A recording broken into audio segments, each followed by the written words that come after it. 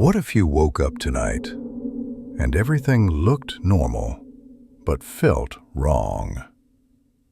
The room is quiet, too quiet. No cars outside, no wind, not even the ticking of a clock. You sit up in bed, your heart beating a little faster than it should. The air feels cold against your skin, cold in a way that doesn't belong to night.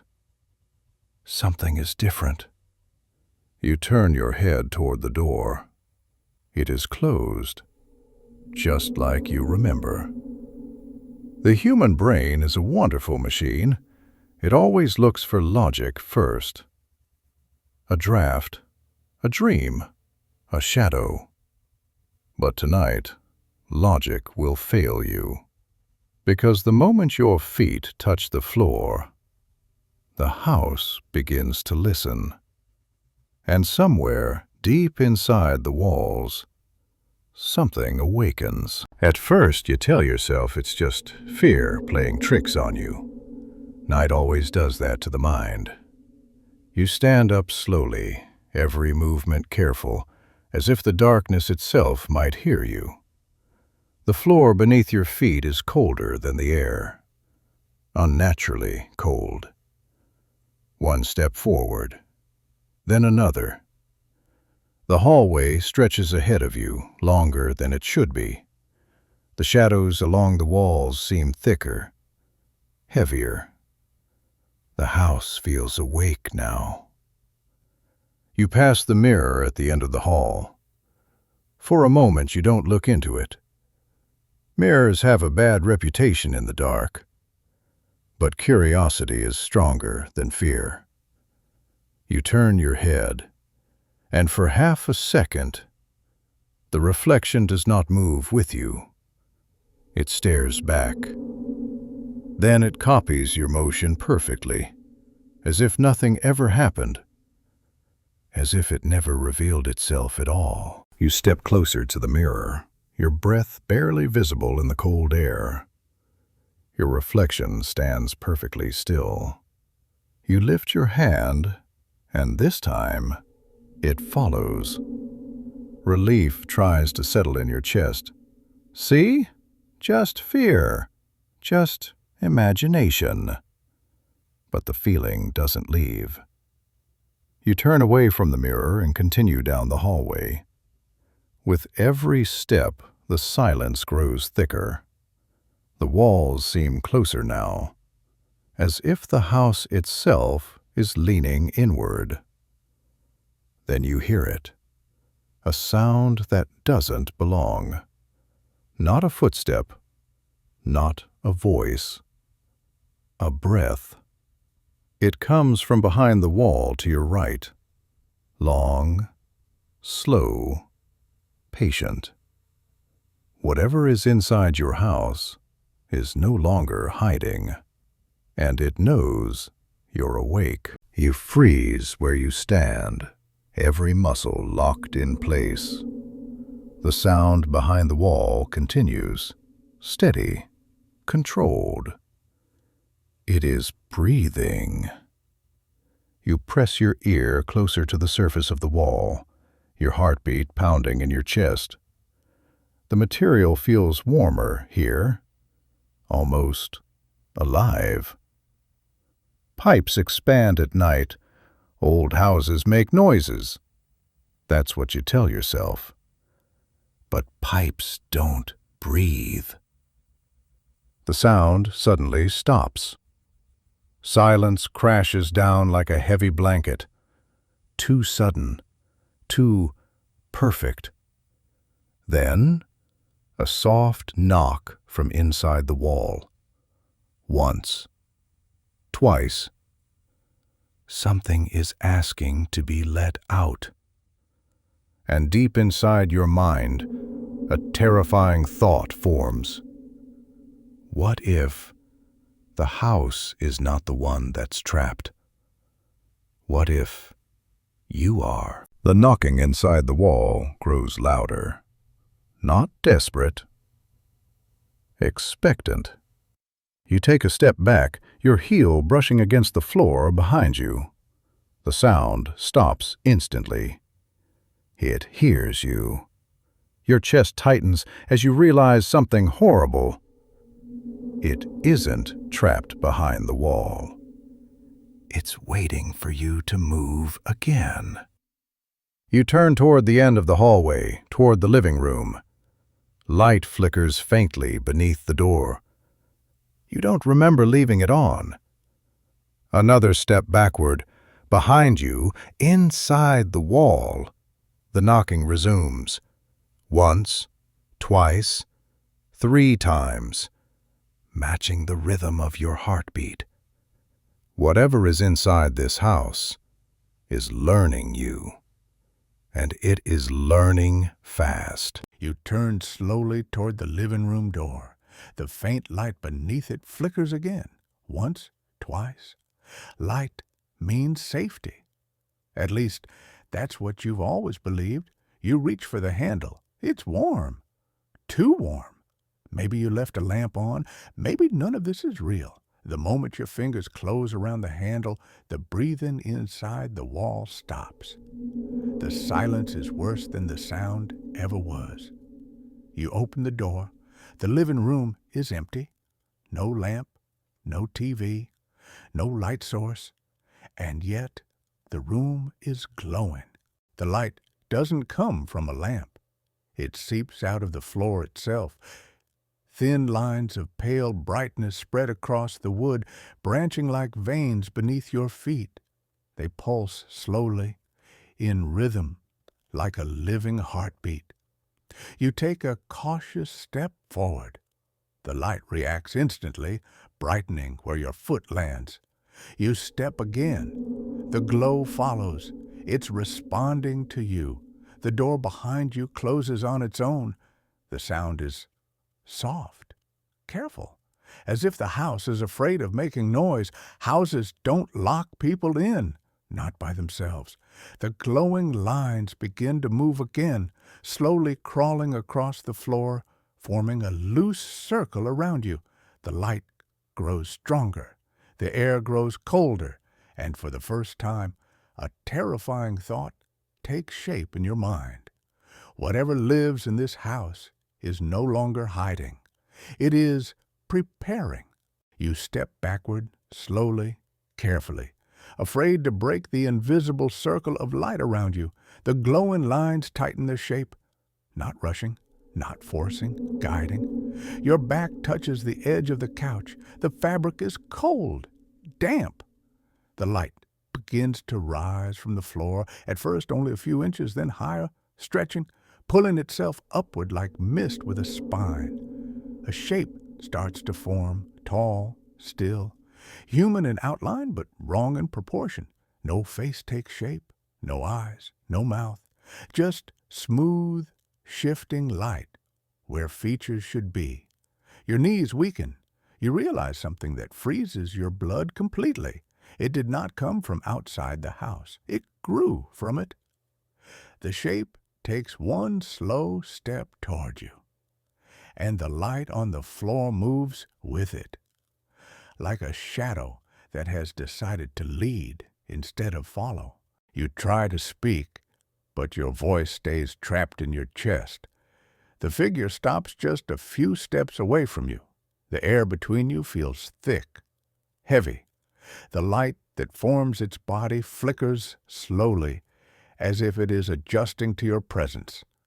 Your reflection appears in the dark surface of the television behind it. But it's wrong. Your reflection is standing straighter than you are.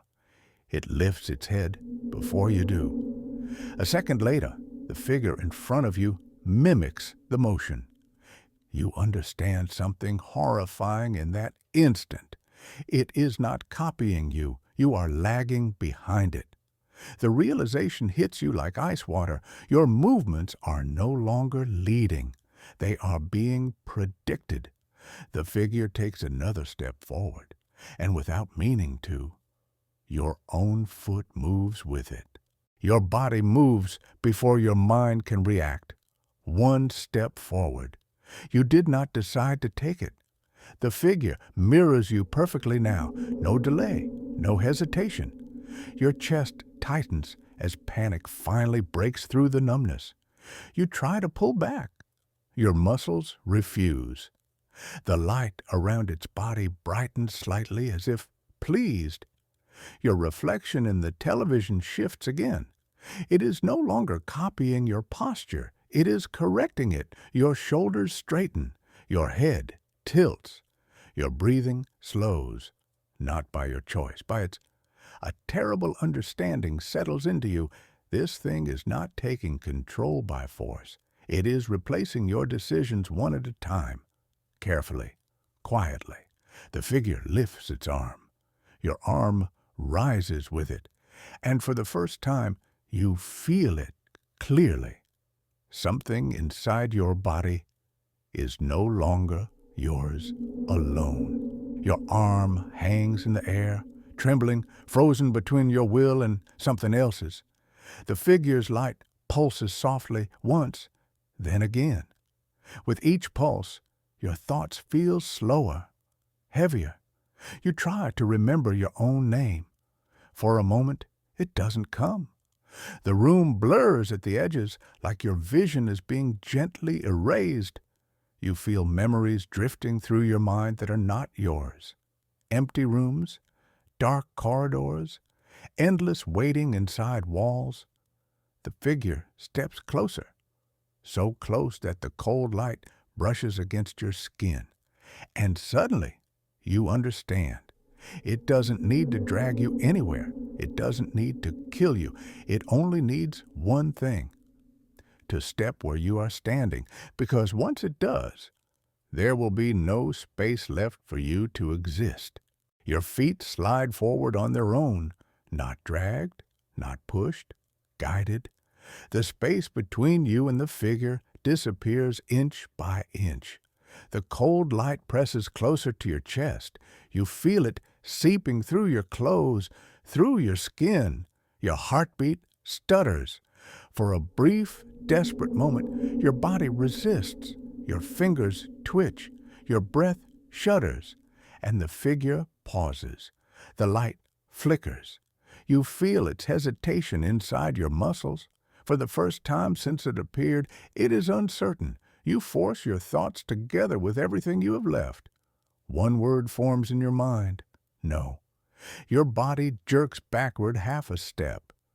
The figure mirrors the movement, but this time it is slower than you.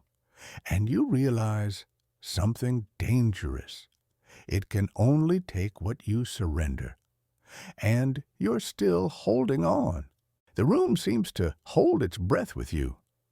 The figure's outline wavers, no longer perfectly stable. The light that shapes it trembles, thinning at the edges. For the first time since this began, it is no longer in full control. You feel your heartbeat grow stronger, louder, defiant. Your fingers curl into a fist. The movement is yours. The light recoils a fraction of an inch. Not much, but enough.